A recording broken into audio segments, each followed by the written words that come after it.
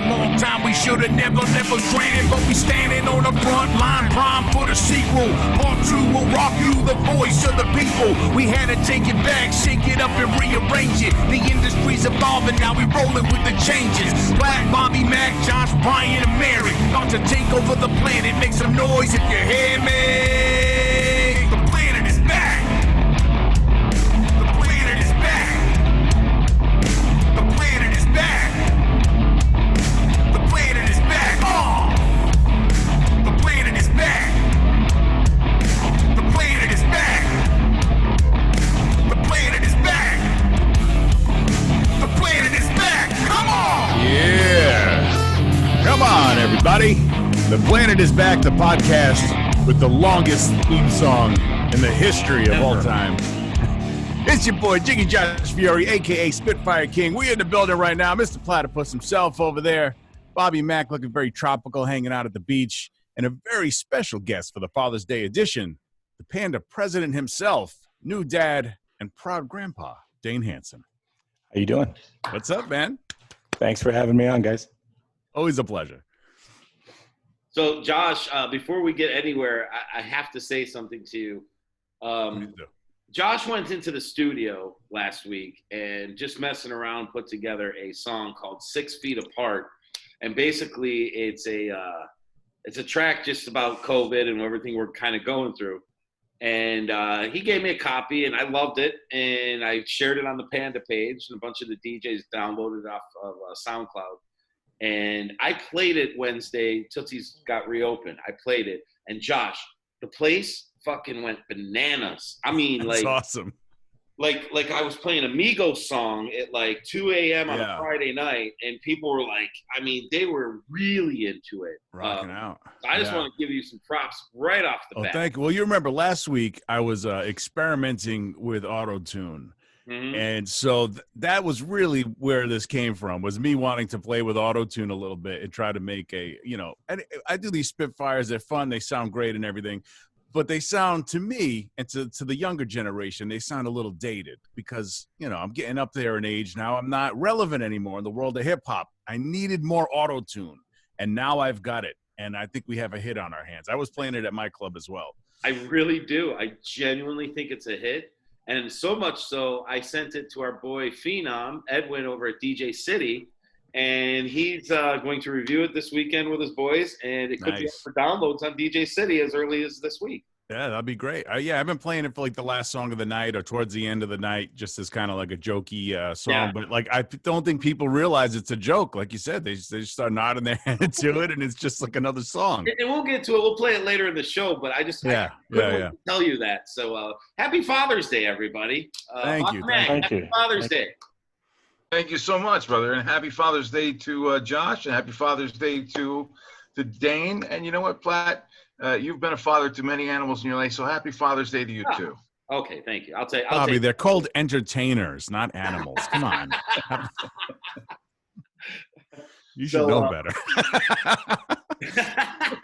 Bobby with the Little Richard hairdo going on. I see the resemblance there now. Before you got here, Dane and I were picking on Bobby, trying to pinpoint his velvety hair and who he looks like. And Dane said he looked like Little Richard. Little Richard, I could see that. Maybe a little bit of Bob's Big Boy in there.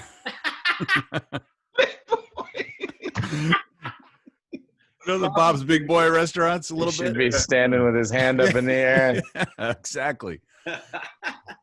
So a little swoop. So we got a pretty decent show planned. It's Father's Day. We figured we'd get together, and in honor of all the fathers out there in our amazing industry, we have we had a chance to get one of the older DJs in a Father Time role, but a not-so-old Father Time has joined us today, and I'm talking about none other than the president of Panda and our very dear friend Dane Hansen from Las Vegas, Nevada. He is the manager over at Centerfold's Cabaret. And Dane, happy Father's Day, because Dane just had a brand new baby. Hank Hansen is in our world. I'm practicing to see how many decades I can get a kid in this. That's my thing now. So this makes 3. So this is 3. So you have 3 children. In 3 decades. 2 more for a basketball team. Okay. I got 2 grandkids, so there's the 5 right there. So now, do you have grandkids that are older than your child? Yeah. My grandson Wow. is 3.5, and my granddaughter is just over a year. So Henry's 7 weeks. So yeah, that's he's a little bit younger. That blows my mind. You know, Mine too. You had to think about it. Well, we've been in this business so long that we're constantly around young people. So I don't know about you guys, but I never feel, I'm 45 years old. I don't feel like I'm 45 years old because I'm constantly around 18 to 25-year-olds. You know what I mean? So Right. I think I'm hip, even though I'm really not. The fact that you said my hip son tells tells me, me that no, you are not. My son tells me I'm not. So, he Same. doesn't think I'm cool at all. So Mine either. If he only knew. Exactly. So Dane, during all this shutdown and pandemic, you were actually the only person enjoying yourself, really. I mean, you had time with the family. You got to see the birth of a new child and bring him into the world, and be there at home when your girl needed you the most. It kind of almost worked out for you on a personal level, right? It was the first vacation and as much sleep as I've had in probably 20 years. You look great. I mean, honestly, it really was. And I know I hate to say that, you got, I guess, find the silver lining, but I've got tomatoes and peppers and shit growing in the backyard. I got flowers and, I had time to organize the garage and just flowers. Flowers. Yeah. Flowers. Yeah. Well, it saves you money if you grow your own produce, Bobby, can you do me a favor and find a picture of Dane's garden if you can anywhere on the Yeah, I'm on it right now. Thanks, brother. All right, so Dane, I don't know if you caught last week's podcast, but we had it was actually pretty cool. What we did is we did like a little brainstorming session about the Sunday night party at EXPO at your club. And came up with a few ideas. I know you and I have spoken a few times loosely about it, so I know I wasn't out of turn talking the way we were because we had done that. Oh, there's Bobby changing. I was like, oh, the screen's just flipped on me. So anyway, so I just wanted to get a little discussion going about it. We know that we're having the Sunday party nice. Check out Bobby's background, Josh. Oh, there you go. Panda Homes and Gardens right there, everybody. That's Dane's garden. The Garden of Eden right there. Better Homes and Dane's garden,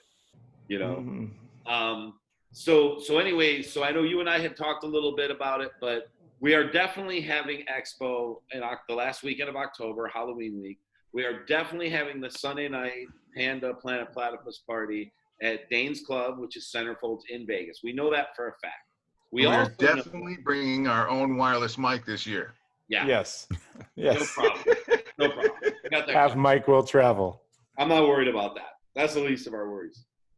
But we also know that's a big night in Vegas because the Raiders are playing Tampa. We don't know because nobody even knows if we're even going to have football. So that's kind of in the equation too. So from there, and guys, correct me if I'm wrong, but what we kind of came up with was to have a pig roast in the parking lot, and the roast of Docc Rock on stage in the club, and then the Panda Awards, and kind of wrap that up into a little party. Or what? Am I missing something, Bobby? Oh yeah, feature show. We're gonna have a feature show. I like the fact that we can do something outside, include a few more people. It's a little cheaper. It's a little, especially with the way things are going on now, we're giving more people an opportunity, I think, to be a part of it, versus them feeling outpriced by having to go inside to the club and spend X amount of money or have X amount of money to have a couple drinks or whatever the case is. I think we can be more inclusive if we do something like you brought up, in the beginning, if we do something outside. Yeah, almost like a tailgate event in the parking lot, but they can still go in and out of the club. Bobby hates the idea of being outside, by the way. I just want to bring that up. Go ahead, well, Bobby. I mean, because you're in Vegas when it's 120 degrees. It's not going to be 120 degrees in October. It's actually pretty nice. Yeah, but I'm just thinking about a social event. People are going to want to sit down. People are going to have belongings with them. There's no place to put your belongings outside. I'm only going from like the previous things that they've forced us to do outside that I've had to host.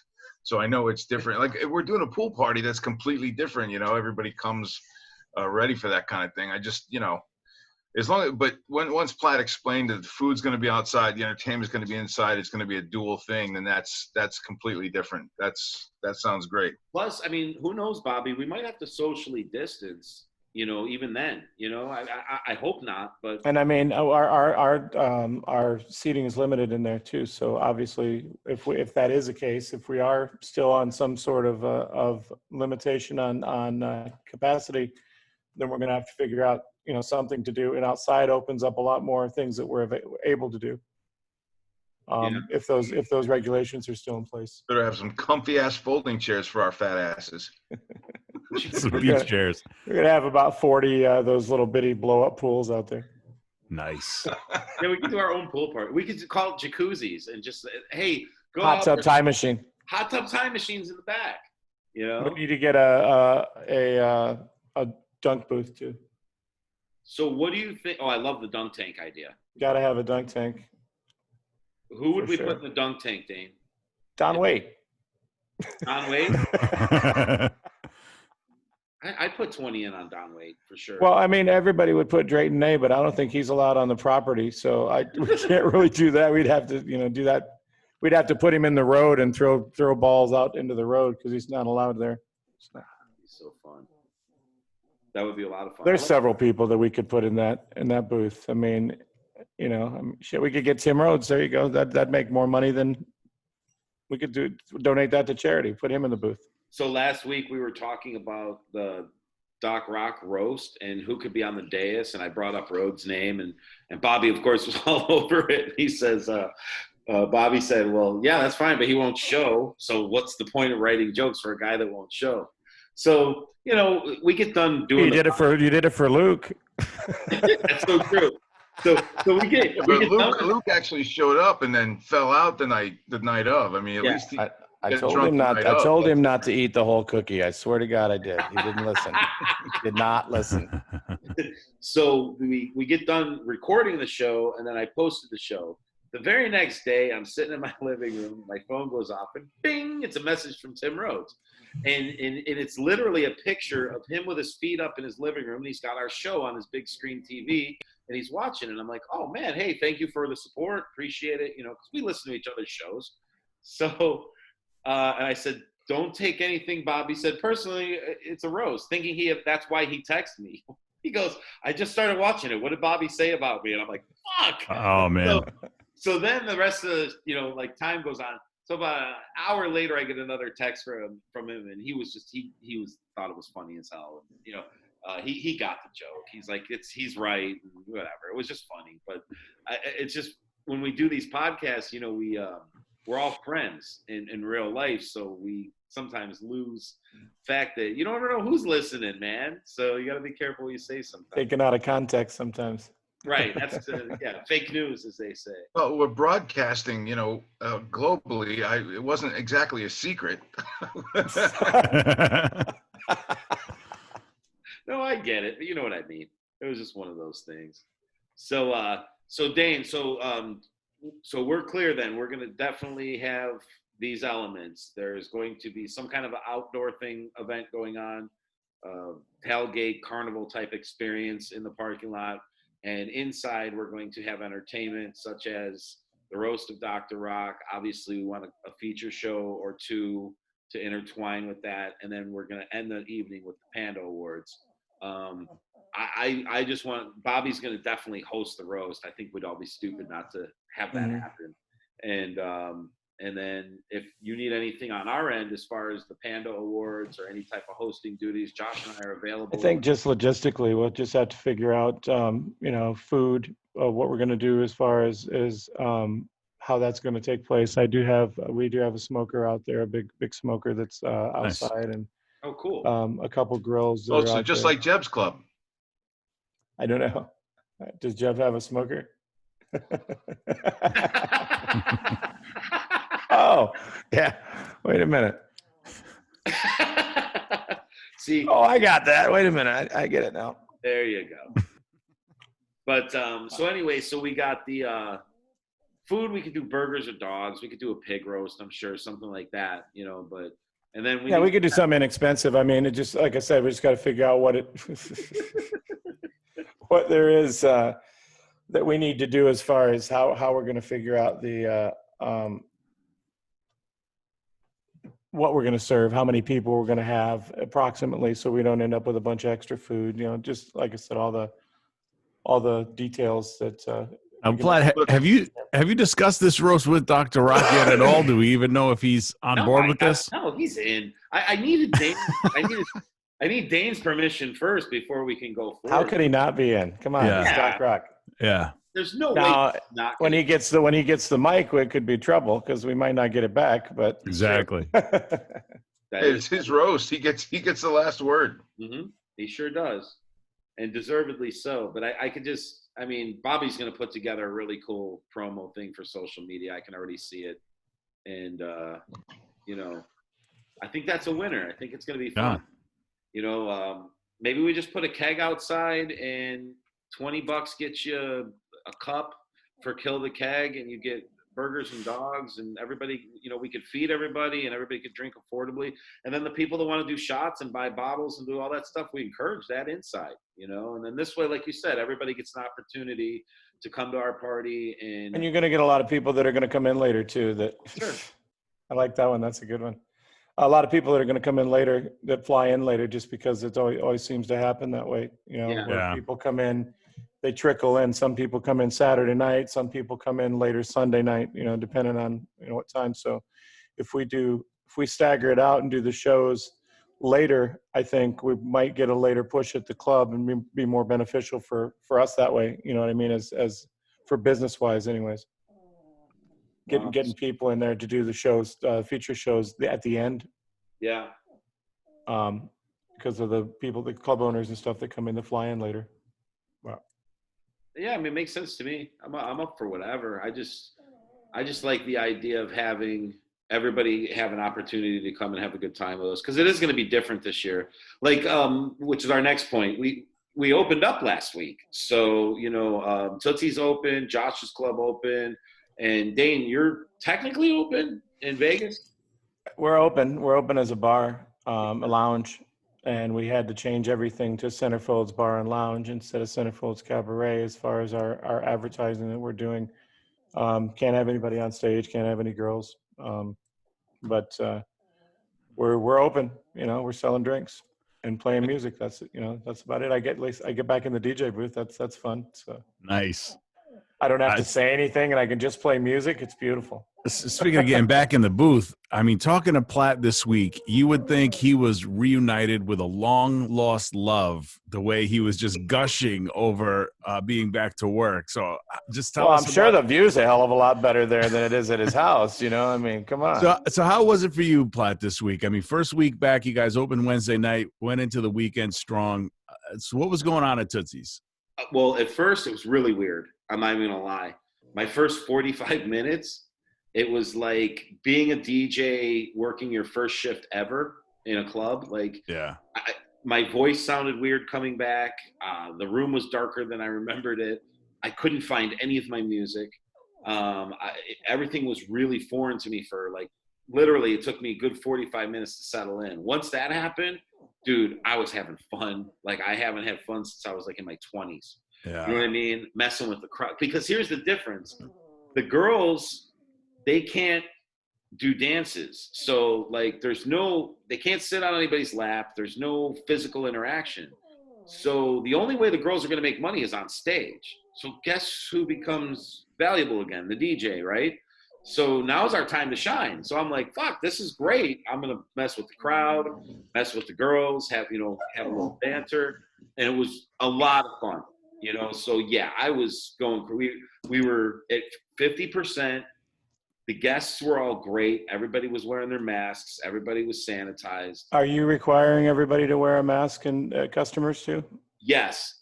Here's the way it works. You can sit in your seat and drink and eat. You can take your mask off if you're at your table, just like a restaurant.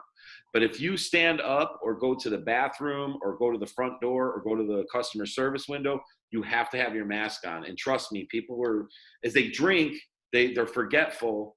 and our staff would be like from every angle. Are you getting blowback though from the customers? We're told we can't make the customers wear the masks, so we're all running around wearing masks, and not another fucking person that comes in that club has a mask or anything on.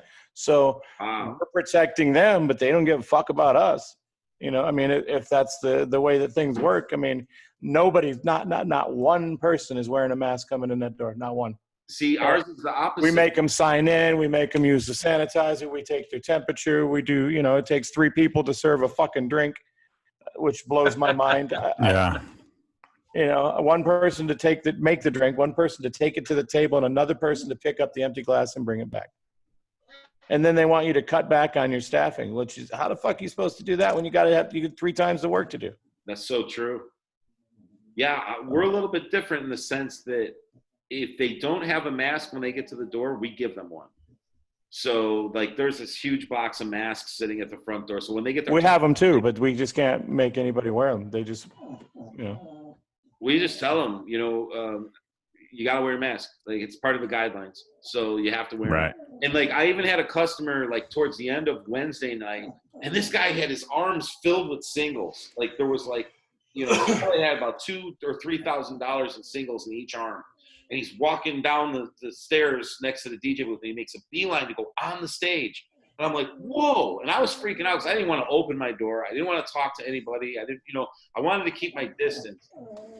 As soon as I open the door, there's this customer, and he's ready to run out on stage. I'm like, listen, you can't go. He's like, why not? Why not? I'm like, because there's guidelines. This is what we're doing. And if somebody comes in here, you do that, they're going to close us down, and then you'll have no fun in your life at all. And you're back at home watching Netflix. What would you prefer? He goes, oh, you know what, bro? You're so right. I'm sorry. How can I make it rain on this girl? He said, go down these stairs, go to the front of the stage, make it rain, and I will make the biggest deal out of you and your girlfriend, and it'll be even better than what you were trying to do on your own. He's like, dude, I thank you. He goes out there, he makes it rain, about $1,000 everywhere. I'm hitting the strobes, I'm making a huge deal out of this guy. He comes back up and he wants to shake my hand. I'm like, okay. So there is like it's a weird thing, but everybody was so, I couldn't believe how kind all the entertainers were on Wednesday. By Friday, they were miserable, but on Wednesday, they were kind. They were wonderful. It was nuts. Everybody was tired of being locked up, man. Printed up that says, I don't shake hands, but thank yous on $20 bills are accepted. That's a good shirt. Whose dog is moaning? That's Tiggs. You know, she just is being a pain in the ass right now. I don't know. You know, I think she hears your voice and she just can't punch you in the balls. We've talked about this on the show before. Every time Plat comes to my house, the dog runs up and with her paws punches him in the nuts. It's just a thing that they have. It's been that way since day one. And I think just she hears you and she just can't punch you in the balls and it's pissing her off. Growing up, my friend had a collie with a big long nose that did the same thing. It'd run up to you and right in the nuts with the nose every single time. Just lay you right out. Yeah. So Dane, how many Yip Yip dogs do you own at this point? Two. How many dogs this big are running around in your house at any given moment? Only one. There's only one that's Squishy. Taffy's bigger. Taffy's about 13, 14 pounds, and Squishy's about 5 maybe. Squishy. Squishy. Dane has come full circle. He is domesticated Dane now. There's no doubt about it. But I like domesticated Dane. Yeah, I don't know. I'm a kinder, gentler Dane than I used to be. You know. So Dane, how are you guys going to do the Panda Awards and all that jazz? Is it going to be? Yeah, Jeb and I have been talking, trying to figure out what we're going to do. I think we're going to do. We're not going to do Feature of the Year this year. It's just nobody's really been out this year. Yeah, it's almost not fair. So it's just basically a popularity contest between, you know, so we're not going to do that one. I don't think, as far as, cause it's going to be somebody that's already won. And then we've got to deal with that because nobody else, like I said, nobody else has really been out there this year, or had the opportunity to, except for maybe Alaska. You know what I mean? That's probably the only one that's gotten through all this and made, you know, not lost any traction, I think, as far as newcomers anyways, you know. Well, let me ask you something. Since this year is so different and everything's weird, let's be real. Is there something you can do in place of the awards that would be special but not quite that? You know what I mean? Like, is there, I don't know, like maybe, like Bobby was saying something about a fake award show where we kind of do a parody of it, you know, where he writes up these different categories. Like, Bobby, what would be a funny category that somebody can win? I mean, just off the top of your head. I mean, most annoying Facebook DJ. I mean, we've got, you know, you think Well, of we anything. did like we did back at House that year. We did when Damien won. Yeah. The instigator, whatever, the Panda instigator of the year. Creepy Facebook DJ. Best man bun, Danny Myers. Yeah, hands down, best man bun. Yeah. Best. We could do the best rap song by a DJ, and we could put Josh against Danny. And Danny's already got me beat on that one. Well, the Spitfire King one would be because you and Danny, you go head to head. We'd have to battle. We'd do it live, We'd have to do like a 8 Mile style battle with each other. That would be great. You and Dan, that would be something I would pay to watch. You and Danny in a freestyle. Yes. Come on, you know. With special guest featuring DJ Chocolate Rain on Josh's track. That's right. Can you imagine Daryl Roberson throwing down bars at the Panda Party? I would pay top dollar for that. Yeah. You know? Well, we could go find that guy down on Fremont and bring him back for a reunion. He kicked in the nuts, you know. A rematch. This might be the right year to bring back the lip sync contest.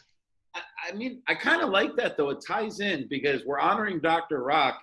So why not, in a fun, light way, kind of honor? That was a lot of fun. You know what I'm saying? Like, so maybe that's the way to go, and just explain to everybody, this is an unconventional year. How do we reward or, you know, give praise to somebody who hasn't worked for a quarter of their year? I mean, we were talking about doing the lifetime achievement because that has no relevance on who's, you know what I mean? We still want to carry on that this year. But other than that, we're on the fence about doing any other awards just because of the fact that it's a yearly award and nobody's worked this year. So it's really hard to go on somebody's merit when there's nothing to go on, you know, so. Yeah. Other than past reputation, and that's not really what the award's about. It's supposed to be, you know, every year, what have you done for me lately kind of thing, I guess, you know. Well, it's funny because the Panda Party has now become a staple of EXPO. I mean, it's just every year. Who would have thought, right? Yeah, well, I don't know, because in the beginning, Dane, you know, a lot of people don't know this, but Panda originated by it was a Facebook group page that started Panda basically. And then Dane and I locked ourselves in a hotel room in Vegas and got stoned to bejesus while we came up with all the basic constitutions for the, you know, making it an actual administration. And there was a lot of work that went into that. But the first really big event we did was at this hotel called the Artisan in Las Vegas. And that's where Dane and I really truly became friends in that time period, because I don't think anyone realized how much work went into getting Panda started. You know what I'm saying? Like, we worked putting that party together alone was insane. Was a chore. That inaugural year party was hard to top. To top. In retrospect, because of that pool, man. That was ridiculous. Yeah, but the feature showing that we had there, all the, you know, like, and everybody that showed up based on faith. Like, we weren't even a thing yet. Yeah. And the amount of support was just like overwhelming. Plus, we had a fantastic roast that year. We had a fantastic outdoor event that year. The people laughed for a solid hour and a half at that roast, man. They just laughed and laughed. And I've listened back to it since then, man, and that still makes me laugh. It still makes me crack up. You know, that was something that I don't know if it'll ever be duplicated. You know, I mean, we can try, but that's something that just that was lightning in a bottle right there, man. Because I think we have the right candidate this year. I mean, I really do. If there's very few in this industry that have the recognition and recognizability. Have you got expectations now from what was going on then, though, when you guys we all walked in and threw that down and everybody was like, damn, wait a minute. Some of these guys are talented. Some of these guys, they're smart. They organize this whole thing. We made people stand up and take notice, to that the 10%, maybe you shouldn't just focus on that 10%. You know what I mean? Maybe you should focus on the other 90% that does know what the fuck they're doing and are good people and do give a shit about the industry and the people that are in it. So, well, I want to talk about this for a second too, because and I know you got to go soon, Dane. So I don't want to linger. I had about 10 more minutes. I'm enjoying. Cool. I'm enjoying this. So like a lot of people don't understand the history. So I want to, while you're here, let's clear the air and let everybody know exactly what went down. So Panda started, Dane, myself, and Sean Claveau basically locked ourselves in a room. We literally called, we get the link. We were in a suite, and I literally called an attorney with the guys in the room, put them on speakerphone, and we just asked questions. Like, we want to start an association. We're a bunch of strip club DJs. How do we do it? And Dane and Sean sat there and took notes while I asked these questions. And I showed up, and you could ask Dane. I think I had like a spiral notebook this thick filled with ideas and notes and what are we going to do for the future? How can we help these DJs? How does it help our company? How does that help your company? A list of connections and a list of contacts and a list And so people understand this, and with Dane here, and correct me if anything I'm saying is wrong, Dane, but the two of us had complete support for one another, meaning my contacts became Dane's contacts, his contacts became mine. And we decided at that point in time, we were going to do everything we can, not for us, but for everybody. And that's the initial start of Panda was, what can we do to help all these guys get to a level that we know exists that they don't yet? And we tried very hard to assemble some kind of a system to make all this work. So from there, it was an idea that started to catch some wings. So then the next thing was Dane flew to Miami and Sean came with, and we decided to elect a board of directors for our association. And we had the initial meeting at Tootsie's. And that's where things started to go haywire at that point, because my idea was bring Don Wade in, bring a couple club owners on the board so that the club owners would not get nervous or scared thinking we're going to sue all the clubs and form a union. Because that was the biggest thing back then. First 2 years, that's what they were scared to death that's what we were trying to do. And now being older in the industry and in different positions in our industry, we understand that more than we did when we were just these DJs. Oh, we see the fear. Yeah, we see the fear and the fear of the numbers. Once the larger we grew, the more nervous they were, because they saw it as a threat. Because large group of people all thinking about the same shit. That could have been trouble if it had gone off the rails. That was never our intention. Our intention was to educate DJs, make them better so that they have the opportunity to get some of these top tier gigs, making us better as the top guys, saying, what can we do to motivate us even? And it would benefit the clubs. It would all help each other. So in a roundabout way, I knew we needed Don Waite and ED Publications. We needed that support. We needed to be involved in EXPO. I knew we needed some club owners on the board. So we asked Charles Bass to come by. Ken DeGory was there. From 11, my boss was there. I don't remember if Dean Reardon was there, but I think he was invited. He was at one of the next ones. He wasn't at that one. Okay. He was at the initial. But long story short, and then we had the rest of the board members, which I don't remember all of them, and that's not really important right now. But what is important is about 500 years of experience on the board, the initial board. Glenn Miller, Mark Wagner, Mike Valentine, Gonzo. It was really well thought out, and we pretty much had all of our bases covered as needs. Like when Dane and I initially started, my contacts are your contacts, and if we network this properly, the two of us can do some damage here. Being on different coasts, Vegas and Miami, it was perfect to do that way. And I even told him I had a little bit more connections being with a corporation the size of mine. So I took the president title, and at the time, Dane took the vice president title. It wasn't like there was anything other than, it was that loosely discussed. And we're just like, yeah, whatever, let's just get this thing going. I threw some money into it, then Dane threw some money into it. It wasn't much. It was enough to cover our legal costs. It was enough to cover, some promotional stuff, which Bobby did most of for free. And from that point, it went to some of the people on the board didn't like the fact that we had like the Don Waits and those other people. They felt it was infiltrating it, and they felt like Rick's was running this. That was pretty much where the separation of this idea started happening. From there, it went in a completely other direction where I was personally taking a ton of heat from people I barely knew.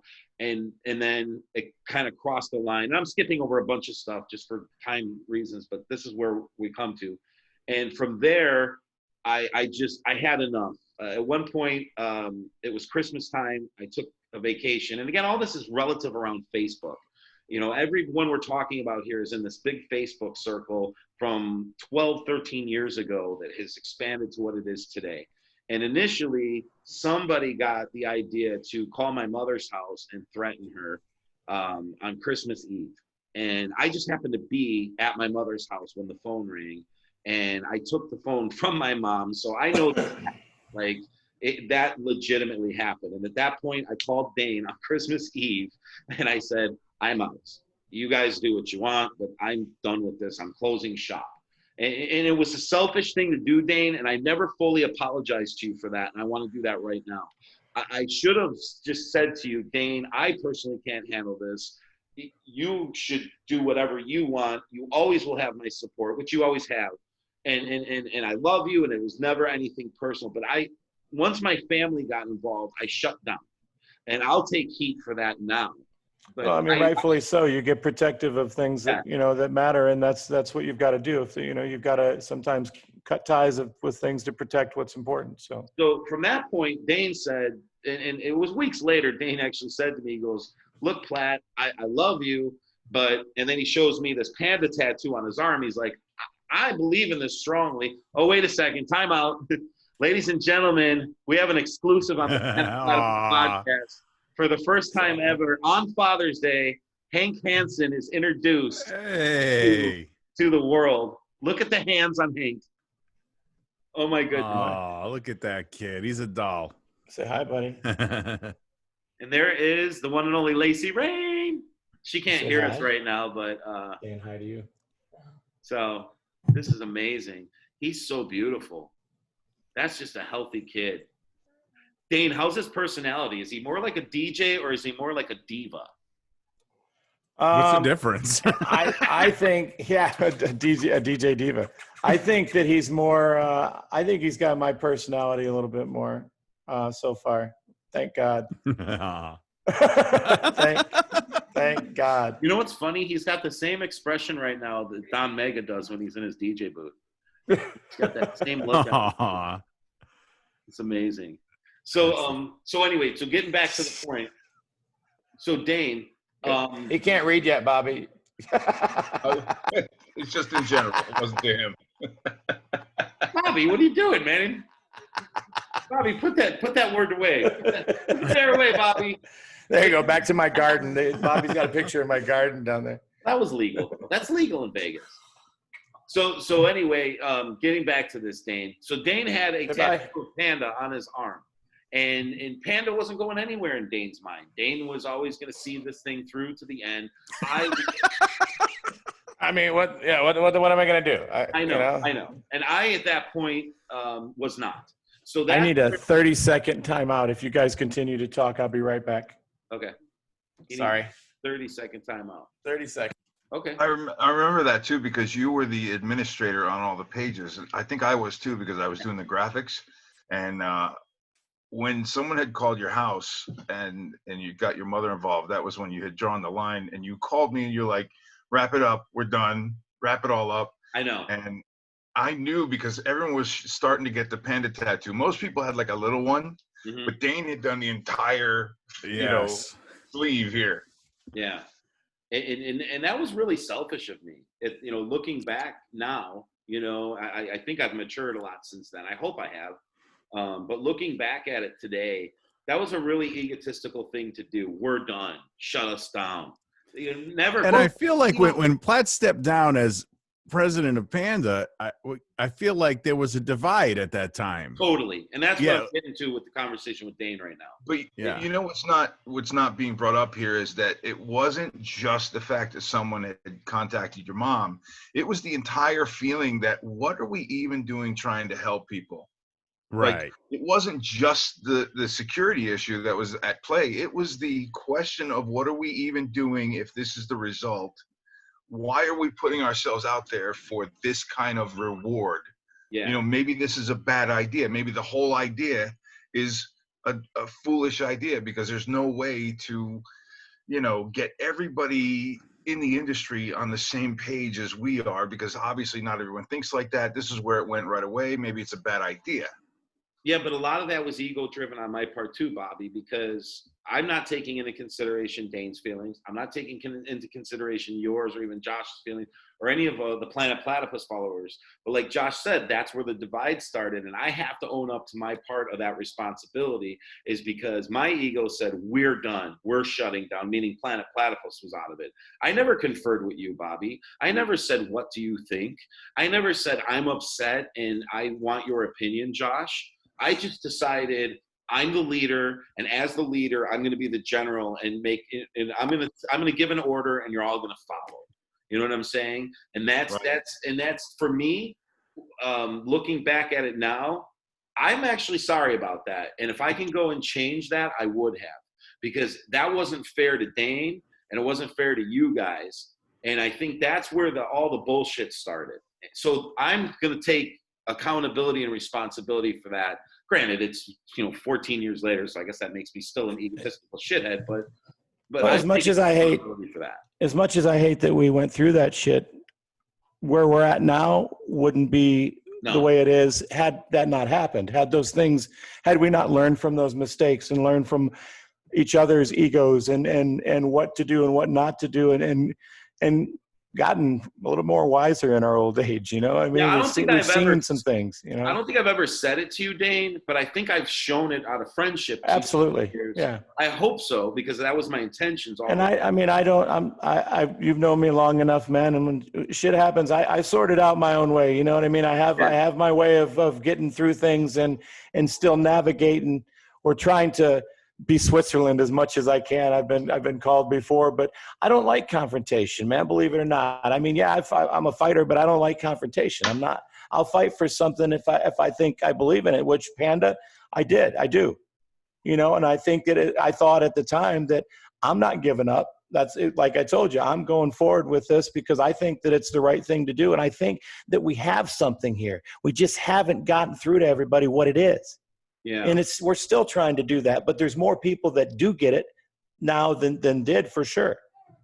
I think that a lot more people understand what we were trying to do. They're not as threatened by the idea of what it could be, or what they were scared of. Now they see it as a way to get jobs get DJs for their clubs and vet people above anything else. You can pick up the phone right now and club owners call us all the time and say, hey, what do you know about this DJ? That couldn't have happened years ago. That hey, I've got 3 spots opening in 3 different clubs. What do you got? Who do you recommend? None of that shit would have happened, and no, we wouldn't have gotten the music. We wouldn't have gotten the music discounts. We've given away. There's been so much free music over the years that people have gotten, or discounts on things and money saving things that people don't take advantage of for the most part. But I mean, it's been out there, and all these things came apart because we wanted to do something for everybody. Like you said in the beginning, we wanted to do something that was inclusive to everybody. It wasn't a, what can I get? Can I get a free subscription to this and screw everybody else? And no, we want to do this as a group. We want to get it, that's what we got accused of that a lot in the beginning was, so you 15 people get all the benefits, and you're getting all this, and right. We're getting shit on. But it took a long time to get people to realize, and people still accuse us of that shit. Sure. And they always will. And that's the thing. You're always gonna have haters, and that's. I get people asking me to co-sign loans for fucking cars because I'm president of Panda. I'm like, what the fuck are you talking about? I swear to God. I do not have money for this car. I'm like, what do you? We lost Dane. No, but I hear what you're saying. In fact, when Bobby put that picture of Tony up there, the Ego Summit was that was exactly how I felt during the Ego Summit. Was, you know, we had all these different personalities in it. We have something in here, but we also have a potential train wreck in here too, because the enormous egos and agendas going on. Right. You know, there was a third of those kids that showed up that were like, I want to learn, but everybody else wanted to prove. And that seems to be the tug of war that Panda has always been for me, is the small percentage that want to learn and grow.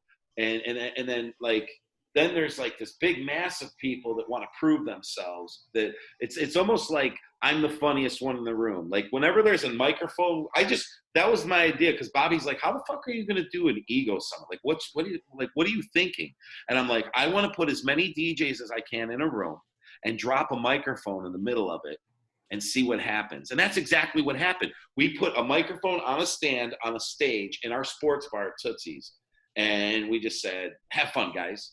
And before you knew it, I think D Nath was the first person who grabbed the microphone and did it. Love D. He did a toast, and it was funny, it was witty, and it was quick. It was really simple. Once that happened, it was like a barrage. There was a line of people waiting to prove themselves. I can be funnier than that guy. I can be more, you know, hire me. And they looked at it as an opportunity, but more of an opportunity to prove themselves, not an opportunity to learn.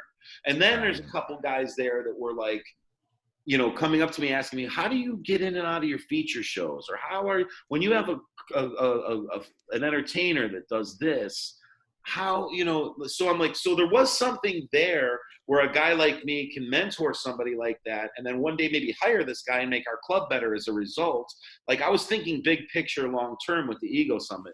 But then I saw the potential disaster, and I feel like that's. See, but I think that's always been where we've butted heads is the fact that I wanted everybody included, because I saw that out of including everybody, we're going to get some people that would have gotten swept under the rugs or missed. Yeah, I could name 10 of them right now. Right. That nobody would have ever known who the hell they were had we not given everybody an opportunity, because they felt included. People sometimes feel like, well, fuck it, they're not going to talk to me anyways, or fuck it, why would I go over there? Because they're just going to laugh at me, or you know. And people have that insecurity, man. And unless everybody is invited, you never know what you're going to miss. You know what people are going to miss. You're right. And while you're, you know, and I'm saying this now, but in the moment I thought you were dead wrong with that, because I thought we need to legitimize the brand, and we couldn't legitimize the brand if we had knuckleheads. And then that was that. I would look at that strictly. Bobby, go back one picture real quick, because I want to talk about that for a second. And that was me and you butting heads over it. And I think we were both right.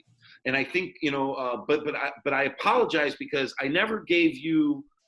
I'm a pit bull when it comes to, I have an idea, I'm creative, and I want to make you understand my idea, and I'll shake you to get it right, rather than just listen and say, well, you know, Dane's pretty smart in his own right. And maybe I never. That's where I needed to learn and grow, and I'm glad that happened. But look at this picture, Bobby. This is a proud day in my life, and in Dane's as well. We literally went from an idea to showing up at EXPO with a decent group of DJs here, and these are all good guys. I mean, I'm looking through this group to find a knucklehead, and I see leaders. And look at that back row. That was our board of directors, minus Sparkman. He wasn't on the board. But, like, there's me. Dane's next to me as the VP. Then Sean was the secretary. Mark Wagner was the treasurer. And then we had Valentine, Bohm, Johnny Walker, and Marky Mark Pierce. At the time, that's some of the top. And shit, look at the second row on the left. You got Nikki Biggs. You got Boucher. You got Aaron. You got Jay Crowley. You got Harmon. You got Danny. You got Bootster. Bob. I mean, it's Batman, Gonzo. Bobby just rolls Singer. One right after the other, man. I mean, it's just unbelievable, the names that you got. A 400-pound Don Mega. Yeah, Jesus Christ. Wow. He looked like he ate Don Mega. And there's the Ego Summit. This is where it all started. This was the knuckleheads. So, like, and look, I don't know. And Tim Rhodes showed up to that. So, like, and that started the fiasco with me and Tim, because I don't want to say fiasco. I want to say Tim and I have always had a Bobby, what's the word I'm looking for? We've been each other. A love-hate relationship.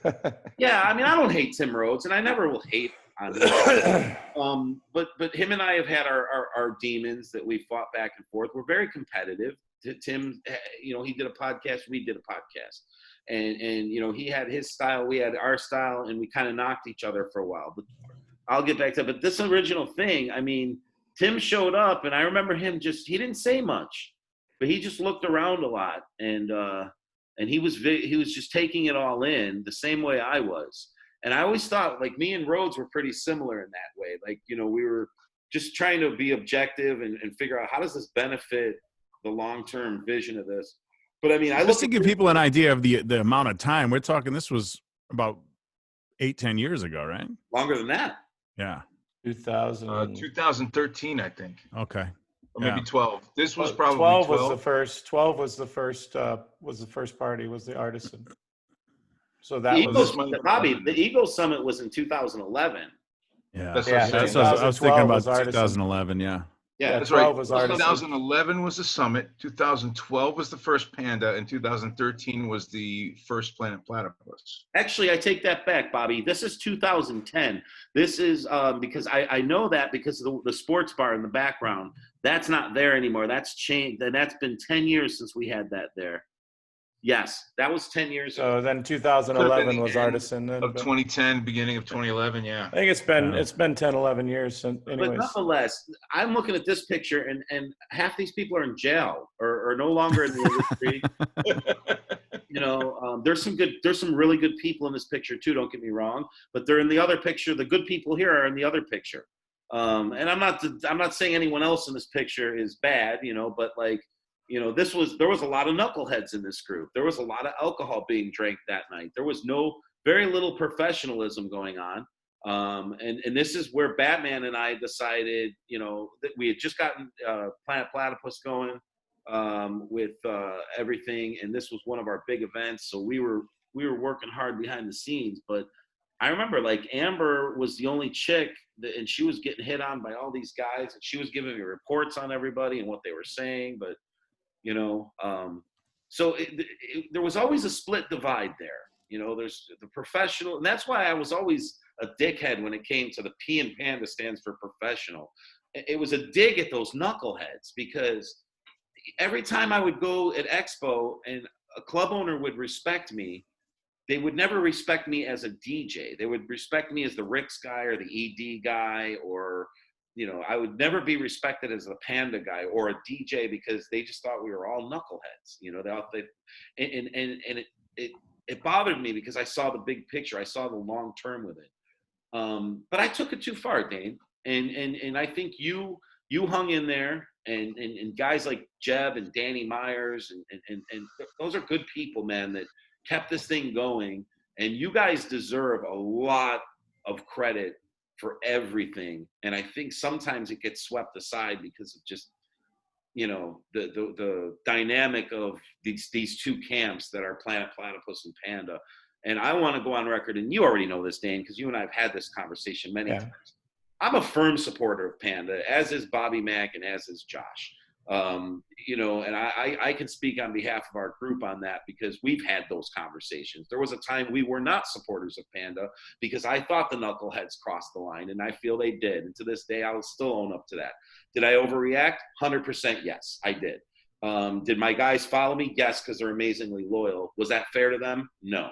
So if anyone ever wants to talk about this story, how Panda got to where it was and who founded and all this bullshit, here it is. And here's me and Dane telling the story like it is. Now, Dane, if you have anything to add or anything I missed or anything I didn't say properly, the floor is yours. Bobby and Josh, the same goes for you. I just want to say I'm sorry for being so bullheaded to push my own views onto you guys versus being open-minded and listening to what you had to say and growing better as a human being. But my ego was out of control, and I was a lot younger then, and I thought I knew everything, much like a millennial today. I thought I fucking knew everything, and I knew nothing, so. I think we both made mistakes. There was both things that, we could have done differently, but again, I think that got us to where we are today, you know what I mean? And yeah. And we've fought through it as friends, regardless of what it looked like, on the surface. You and I have always been friends, and we've always discussed it and talked through it. So, I mean, I don't think that people realize that even though we butted heads, it wasn't personal. It was business. It was, I mean, and that changed because there was a point when we were butting heads because of the, your camp and my camp weren't getting along, and you and I were taking all of the stress from that. Bobby would fight with Rhodes, or Leper would fight with somebody. Yeah. We were having podcast wars. We were having parody song wars. There was all sorts of shit going on. Oh, that's when the show was so good. But it was. That was part of the best content. It really was. When I was just a fan. Yeah. I mean, we were just – and Bobby was ruthless. Like – Oh, yeah. That was some funny shit came out of there. Good Guys, time. I don't mean to cut you short, but my oldest son's got to eat something before I take a nap before work. So Dane, happy Father's have a Day. good having shift, me man. on, man. Thank you, guys. for joining us, buddy. Happy Father's Day. I appreciate it. Take care, guys. Love you. All right, I'll talk to you later, bud. All right, man. See you, Dane. Bye. Later. So how about that, man?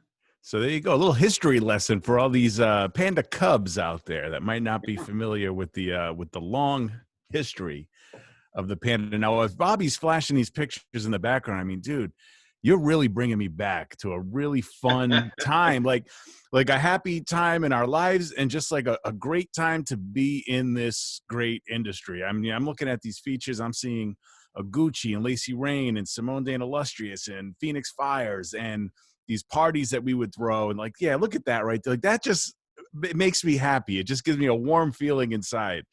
Because those were some of the best times of my life, and I'm sure you guys as well.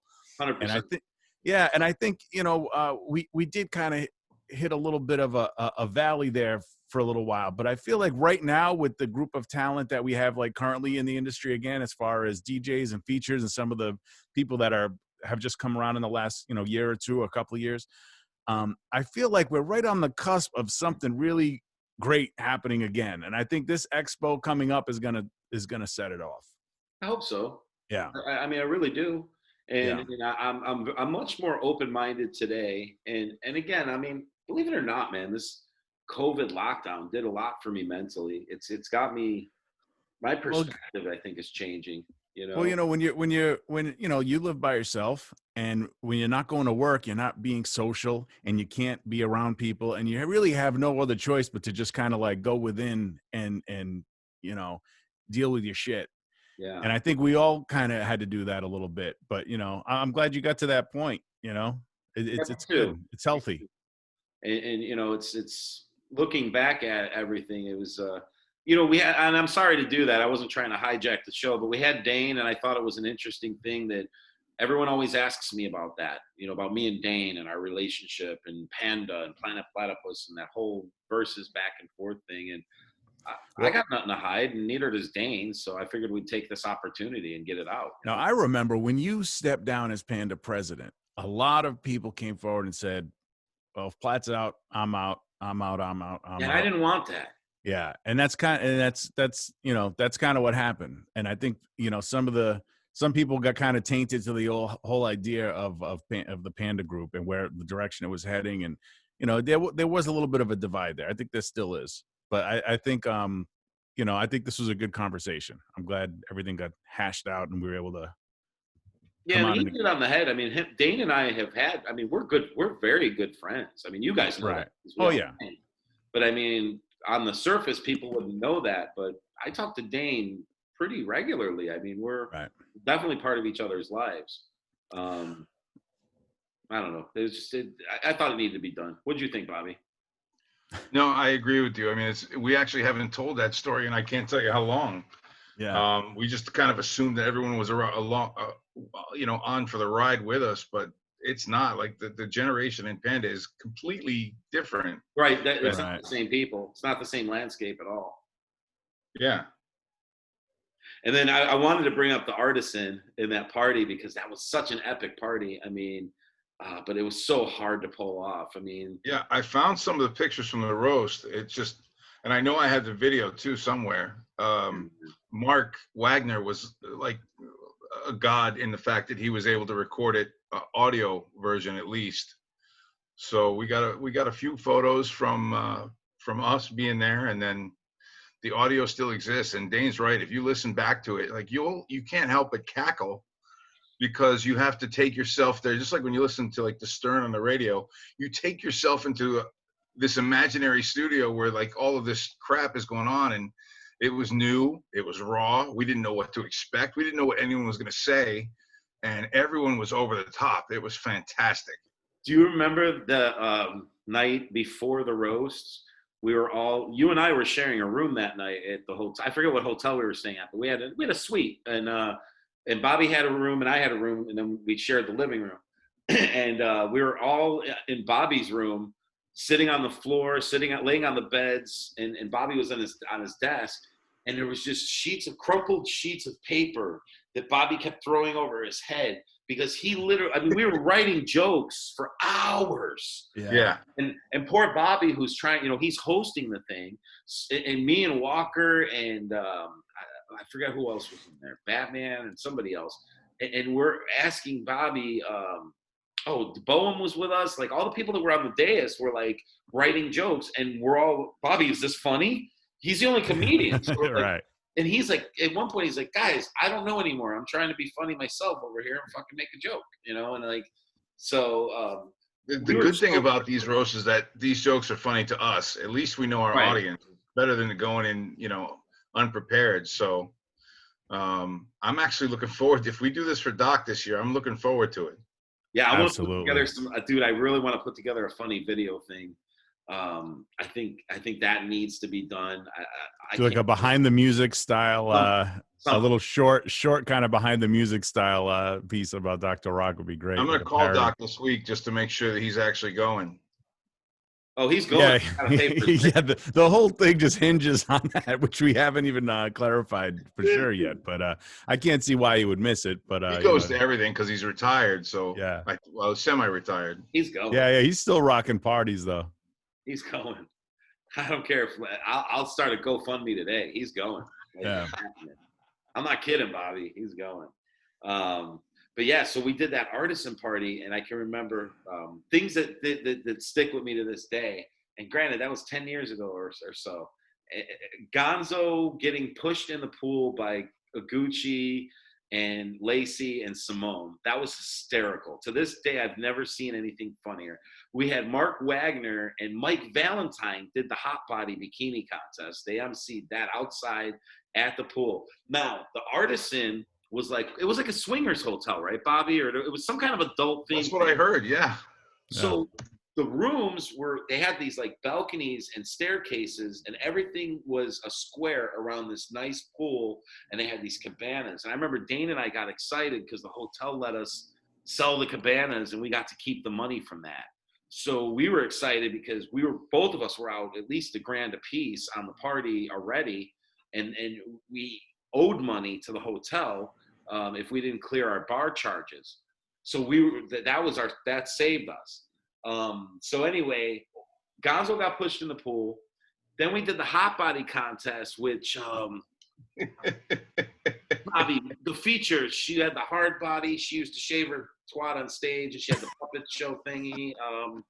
Now she's a feature agent. My old nemesis, we used to bump heads, and now I can't think of her name. It's been so long since I thought of her. Her and I used to fight all the time. She did the puppet thing on the stage. She's the puppet lady. She's sensational features. Why can't I think of her name? Super hard body. Blonde. Yeah, she's in the pictures. Yeah, well, anyways, she won. Dakota Sky? Dakota Sky, thank you. Yeah. Dakota Sky. So Dakota Sky ended up winning the hard body contest. And I remember being upset about it because I'm like, why? Why can't one of the other features who need this exposure, this girl wins everything? It's like but we had this amazing hot body contest. And then we had inside and outside. So like outside, we had this pool, the cabanas, and then inside, Bobby set up the room for the roast, which was awesome. The venue for the roast was this sick, cool room with a stage on it. They put a throne there for Marky Mark to sit on, and then it seated probably about 100 people, between 50 and 100 people, and it was packed. There were standing room only, and then it opened up into this nightclub where there was a bar and then this other area. So we had a DJ outside, and then we put a DJ inside. Yeah, there's Dakota. Look at the body on her, though. She was like 50 in that picture. Fantastic. So Tiger Measles was DJing inside because the kid had begged me. Now, mind you, in the beginning of Panda, we had no way of, like Dane said, that it was a cool vetting thing. Panda's great to vet DJs. We didn't have time to vet these guys. So if somebody told me that they were a great DJ, I had to believe them. So Tiger Measles, we knew he did all these mixes. His name was out there everywhere. He had a good following.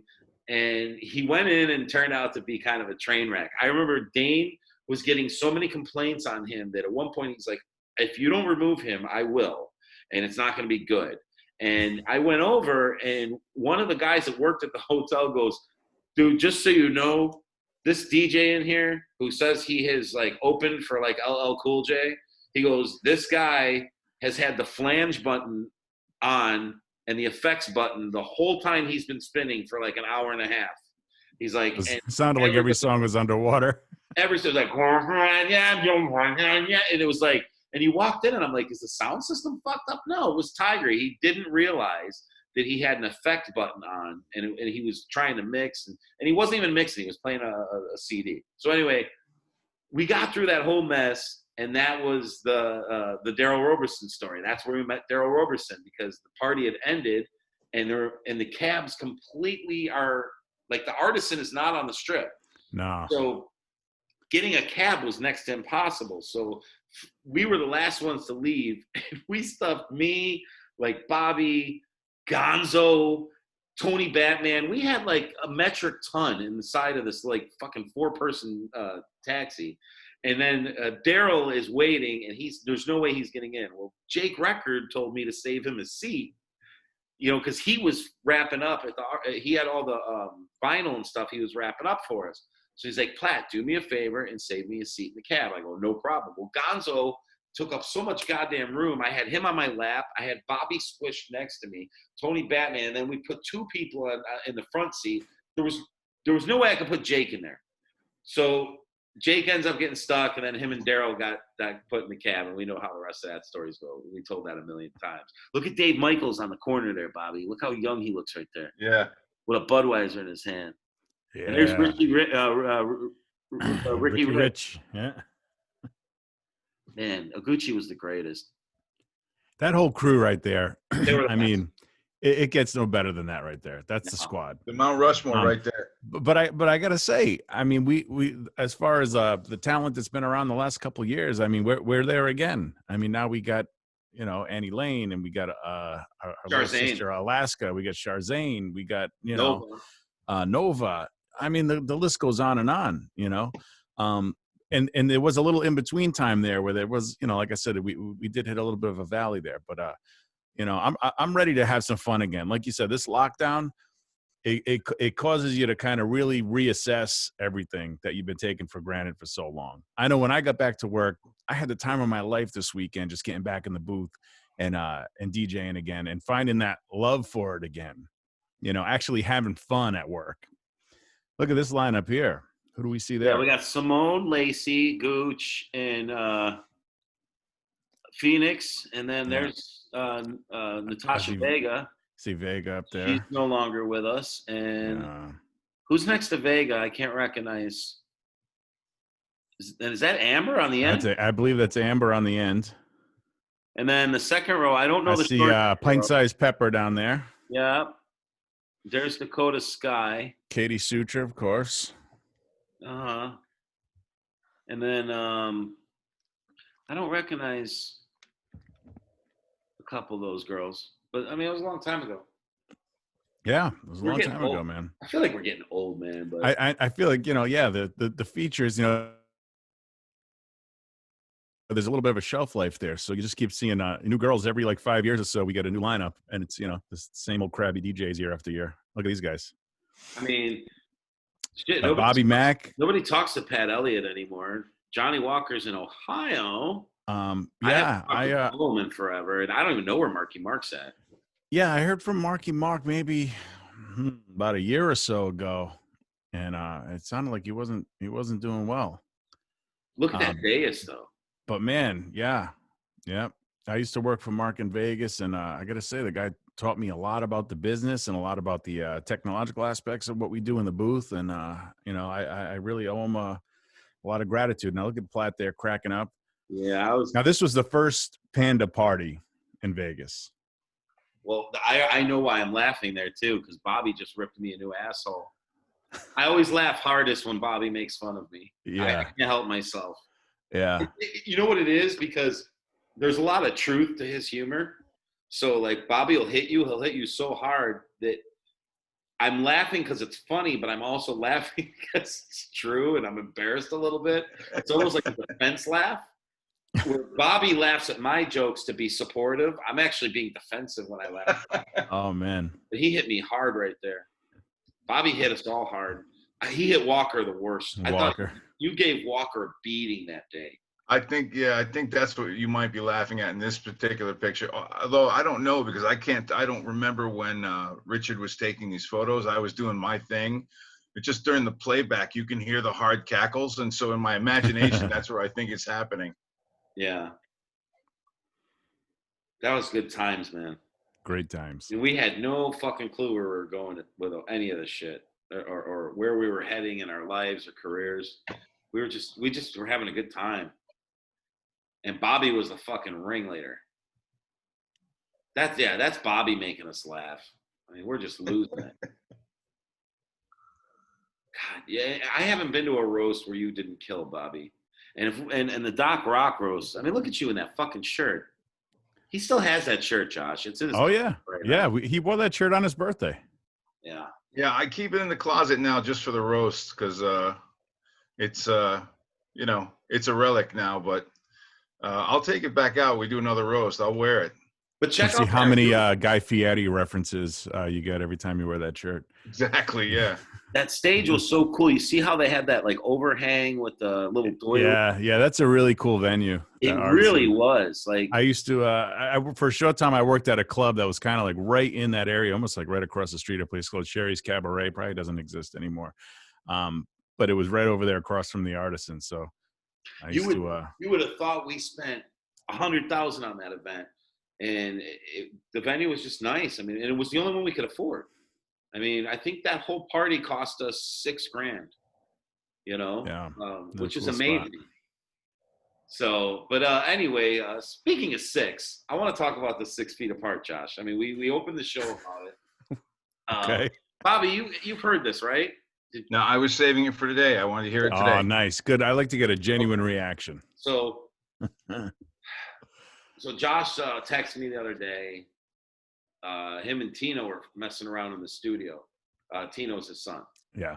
And Tino plays guitar, and he's a musician. Yeah. And Josh said, he's like, "Hey man, I think I'm onto something. I got this track. I think it's legit." And I'm like, "All right, cool." He's like, "It's in your email." So I open it up, I download it, I listen, and I'm like, this is pretty fucking good. Like, well, like I said, the challenge here was to do a song where I sound like, because I'm in the studio with my kid. And so I've been listening to his music all summer. The typical what a college kid would listen to. And it's not even stuff that we play. It's like, just like SoundCloud rappers and like, so I'm like, could I do a song where I don't sound like a middle-aged, overweight, bald white man? Can I just do a song where I just sound like a current rapper that sounds relevant? So that was the goal with this song, was to try to sound current and not dated. Yeah, man. And it was just like, so as we were messing around with beats and stuff, we started doing this 6 feet apart just because, I needed a topic, a subject, something that we could talk about in the song. And it just seemed like with everything going on, and I had just come back from the club where we were fixing the tables up so everything was distanced properly and all that. And I just thought, wouldn't it be so funny if there was a club banger of a song that's also explaining to people they have to stay 6 feet apart in the club? And can we do it with that auto-tune feature that's going to make me sound like a current young rapper?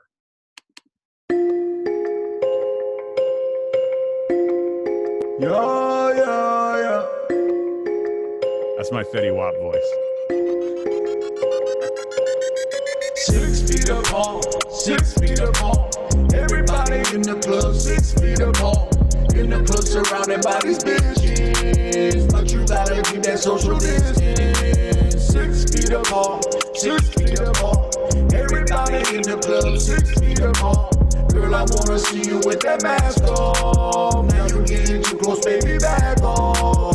Got a lot of dollars and I wanna make it rain, but I gotta stay away 10 feet from the stage.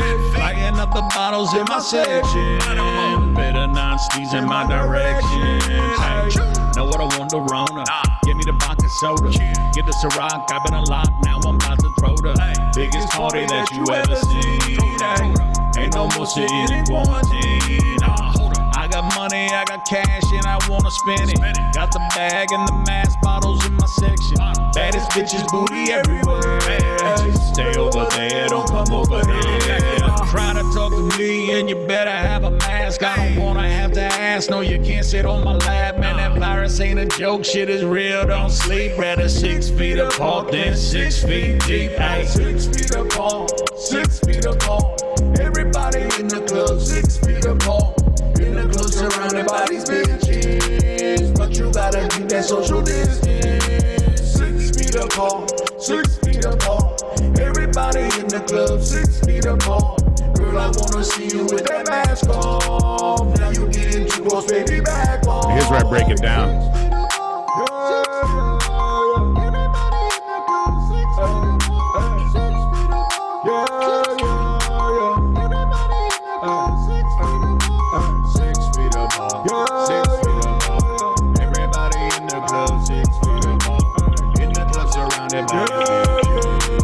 But you gotta keep that social distance.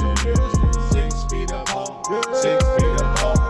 Everybody in the club, 6 feet apart. Girl, I wanna see you with that man. Unbelievable. So there it is, Spitfire of the week right there, 6 feet apart. I want to thank all the DJs for spinning that in the clubs this week. I was gonna say, I can see why you would play that in a club now. You're right. I wouldn't even know. Banger. Oh, Yeah. Like, Bobby, you know how, like, at Tootsie's, you know when you're playing a good song when you see all the waitresses in the drink well and their asses are just going. You know what I mean? Yeah. That's when I know Booties I'm are playing bouncing. a hot song. Like, it doesn't matter. Like, at Tootsie's, half the time people won't react to anything you say or do. It's just such a big room that, like, some people are having a good time with the music, but most people are there. They see the girls, or they're in their own little worlds. Right. The other night, I was playing like Migos, and then I followed it up with the new that song Savage. Oh yeah, Megan Thee Stallion, Savage. Yes, and I'm playing that song, and everybody, the room's doing this. There's a little bit of a vibe going on, There's right? a bounce going, yeah. Yeah, there's a little bounce going, and then I followed up with that, and I'm like, whoa! Like the whole room started dancing, and I look in the drink well. And now, mind you, it's like 3 or 4 in the morning. This was Wednesday. So Thursday, I think I actually texted you on Thursday. Thursday, I played it in prime time. I dropped that track at like 2 a.m. just out of curiosity to see, okay, different people, different room, different waitresses. Peak time. I threw it on. Boom. Whole place gets up and dances and goes. Wow. I was blown away. I think I sent you a video. You did. You sent me a video of people dancing in the club to it, which is, I really appreciate you playing it. It's cool. You definitely have balls, because I play it at like the very last song of the night. I wouldn't dare play that prime time in my club. It's but, right up there though. If you yeah. do that with any Migo, I mean, I can't do it now. Right. We'll get booted off of right. If we do that. But like, if I was to play it for you in succession to the 2 songs I played before it and after it, it fit right in. It just slides right in there. Yeah, man. So there you have it. I'm not just kicking it old school all the time. I can keep up with these young bucks out here in the game as well. So let me ask you something. So like let's say Edwin from DJ City, because I sent it to Pitbull, I sent it to my guy over at Sony, but Edwin hit me back. He's like, yeah, I'm on it. I'll take care of it this weekend. But let's say let's say they put it up for downloads and it gets like a couple million downloads. That's awesome. Would you consider like jumping back into that arena? Yeah, we'll have to do a whole new album, whole new identity. a whole new sound. Well, you're going to need a promoter and you're going to need a marketing team. And I happen to know 2 people that could probably do a. Oh, you guys already know you're in my posse, but I guess it's not called a posse anymore. We're gonna have to, whatever the kids are saying. You're my squad, my squid-odd. We want to be crew. Yeah. Yeah, and we also want 20% residuals for the rest. Yeah, well, I mean, there's no money to be made in the music industry anymore, so you can have whatever you want. It'll just be for my own ego. I think you get like a half a cent per 500,000 streams or something like that. Would you perform again? Like you were talking about stand-up comedy a couple months ago, how you wanted to kind of try that and get on stage in front of people. Would you? Yeah. I'd like to do something at the roast. Maybe we do a little something for Docc Rock. Maybe something along the lines of, I don't want to say a diss track, but a roast track maybe. Yeah. For the doctor, something like that would be fun.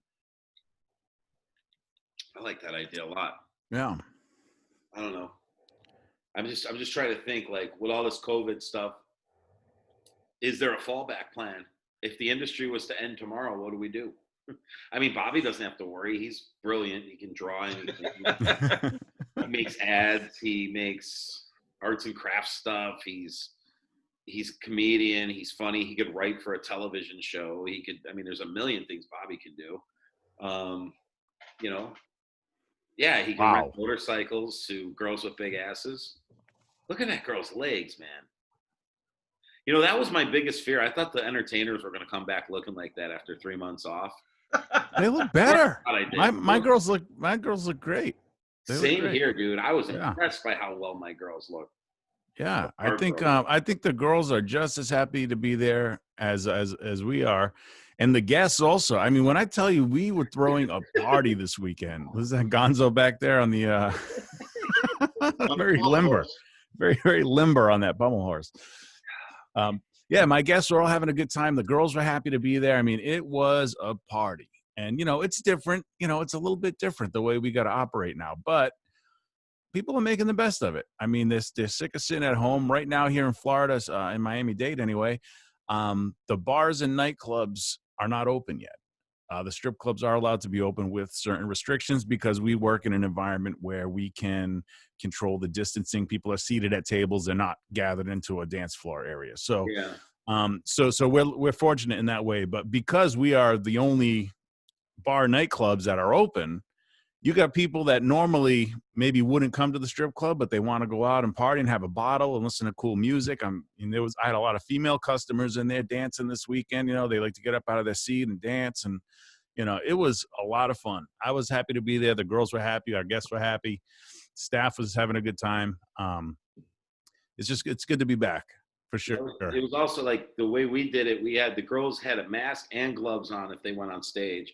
And then we did 2 song sets with 3 different stages.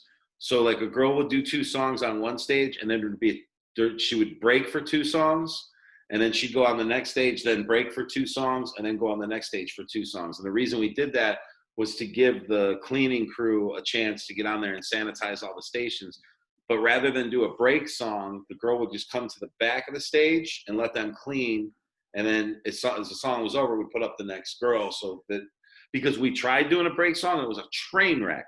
And if you missed one of your 2 songs, one girl could get stuck on stage for 6 songs. Yeah. You know what I mean? So it was like, but it just worked, and everything was really seamless. And that's awesome. And I was, to be honest, like going in, I was nervous. I'm like, shit, man, I don't want to catch the Rona, like it's crazy. You don't know these, where your customers have been. You don't know where the girls have been. I know where I've been for the last 3 months, but I was scared. And then like I got into work and I felt so safe. Like it was cool, man. Like the way the booth set up, they put extra plexi on the windows. So, as long as everyone's doing what they're supposed to be doing. Yeah, man. I think we'll be okay. And then there was like sanitizing stations literally every 5 feet. I mean, so your hands are almost chapped at the end of your shift. You know what I mean?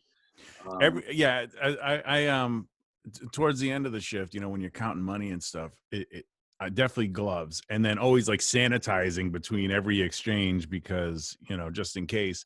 But, you know, these are the things that you just got to get used to doing in general in life now anyways with this going on. So, Yeah, I think the weirdest part was, and Bobby alluded to this a couple of weeks ago when he was talking about when he was back at work, that the hardest thing for me was just not trying to be disrespectful, just being safe. Like, we haven't seen these people in 3 months. So the second I got there, every entertainer wanted to give me a hug and a kiss on the cheek. And I'm like, no, you know, and like some of these girls are really good girls and they're great. And you know, they take care of us. And, you know, I do genuinely like them as people and I want to give them a hug back. I miss them too, you know, and I'm flattered and I feel great. But at the same time, in the back of my head, I'm going, please don't touch me. Please don't touch me. Please don't touch me. throw them an elbow.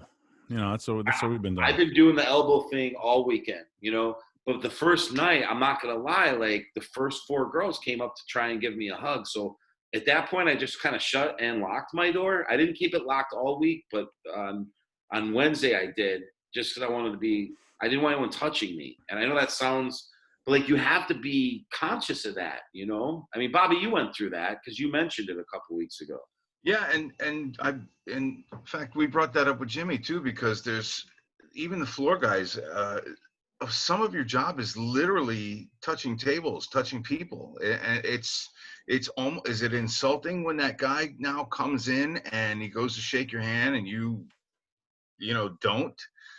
We've built our business on that kind of, you know, bro touch relationship stuff. Yeah. So, I mean, could that cost you tips? Could that cost you money? Could that cost you a customer? Could that cost you a guest? That kind of contact is part of our industry. Well, I will say this, though. As a result of non-contact, it was a joy for me to watch something that we take for granted. And that is, see, there's no chairs around the tip rail. You can't be on stage. So there's no way to tip the girls on stage. The only way that the girls can get money is by people throwing making it rain, you know, from a distance away. That was it. That's pretty much the only way the girls were making any money. So a couple of the girls figured it out on the first night where like, oh shit, I have to dance and be entertaining on a stage. You know, I cannot just hold the pole with my right hand and have my 2 butt cheeks slapped together and consider that entertainment. It doesn't make me $1. The first girl that did a pole trick made $300 in a second. Yeah. It was like an explosion. Yeah, finally the showgirls have had their day. Now's the time to shine, ladies. She went up and the whole place popped and everyone wanted to throw money at her. And then like there was like 2 or 3 girls that came up after her and they just held the pole, went around it real slow, ass cheek slap, and then they walk off the stage. And it was like, and they were mad because they didn't make $1.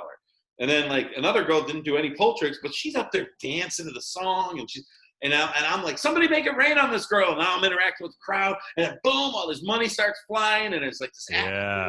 That's great. You know, so then she walks in and she just throws $50 at me in singles, like through the window. I'm like, whoa, thanks. You know, like whoa, you know, like my favorite guy my favorite make it rain guy is the guy that just like aggressively chucks the money at her like he's angry. You know that guy?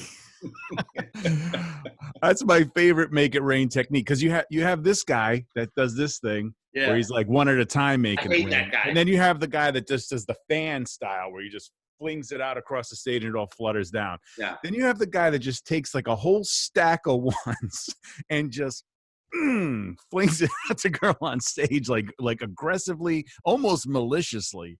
For some reason, that's my favorite. I don't know why. I have a great story about that. And then we got to wrap up the show because we're going way long tonight. Yeah. So we're in Vegas for EXPO. And this is back when Andy Studebaker was working for Rick's. And he was the GM at our Vegas club, which I think we had a Panda Party at one year after we sold it. But Rick's had a club in Vegas. It was a nice club. And Andy was manager. And we were having an EXPO party at that club. So all the Rick's brass are there, and Bianco was working for Rick's at the time. He was an assistant general manager at Tootsie. Yeah. So this is a long time ago. This girl's on stage, and Bianco had 2 bricks of singles, and one in each hand, and we were all going to make it rain on this chick. And it was this really attractive black girl, and she was young, and she was dancing her ass off, and we're like, really, like, this girl's good, man. So we're right on the stage. And Bianco goes to throw up. She goes, no, no, no. She like yells at Bianco, and he's like taken back. She goes, throw it at my pussy, like that, like really loud, really, really loud. Oh my God, he must have fell in love in that very moment. And she goes, throw it all at my pussy, and the music's going, and this girl's like intense, right? Wow. So he looks at me, I look at him, and we both look at Andy. He's running the room, and Andy just goes like this. So Bianco goes, okay. So he reared back like a major league pitcher, like he threw it like a baseball, as hard as he could. It was so loud, it hit her vagina at such velocity that it made this like almost like a suction cup clap sound, like a shoom, like that. It was so fucking loud. And then all the money, once it hit her vagina, it just like sprinkled into the air, and it was just like this whole thing. So what a good kid. So he had the other brick in his other hand, and we're hysterical. We're all like on the floor, writhing in laughter. And so the music gets lowered again, and you just hear her go, now throw it in my ass. She turns over and gets doggy style out of the stage, and her butt cheeks are doing this. And he's just like, what do I do? And everyone goes, throw it in her ass. And we're chanting, throw it in her ass, throw it in her ass. And the whole place is like going nuts. And he did it again. That girl made $400 just by yelling at Bianco in like a second. Oh my God, he finally met his match. But he threw that shit hard, man. That was one of the funniest things That's awesome. ever. Funniest Make It Rain moments.